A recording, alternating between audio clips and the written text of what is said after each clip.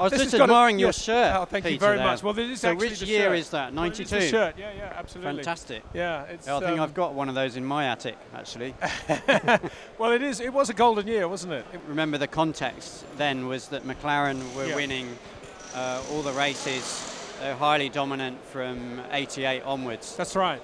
And for us at Williams, they were like, you know, the Mercedes were of the last few years.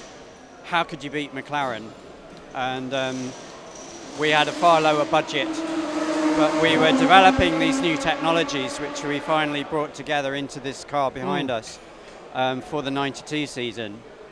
And the interesting thing that winter was that McLaren chose to test at other tracks. So we never met McLaren at any testing pre-season, and we came to Kyalami first race with no idea whether we'd done the job or not.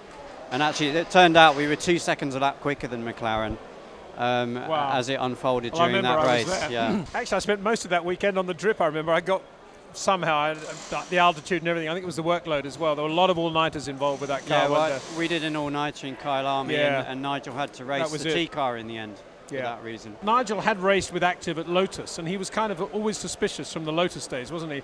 But the minute he got in the 14B and he felt that, he just was on it straight away. He had no doubts at all about how much throttle to use. It was almost like a car built for him, to be honest, because Nigel had a very special style, and the way he drove a car was to just head in there and see what happened. Whatever came to him, he was going to sort it out.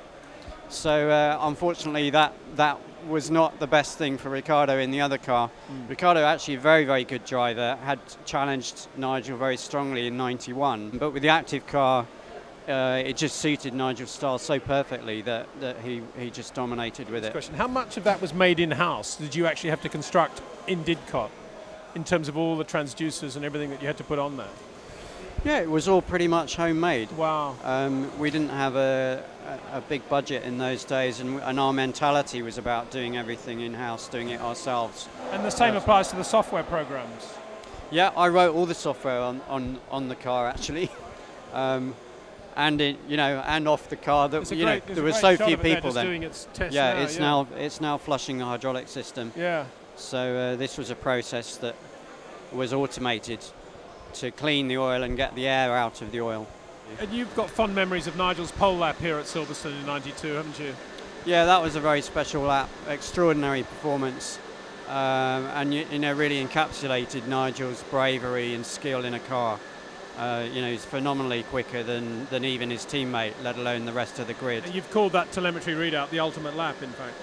We produced a bit of paper at the end of the lap with a chart of that and presented it to Nigel, which I think he's still got on his wall.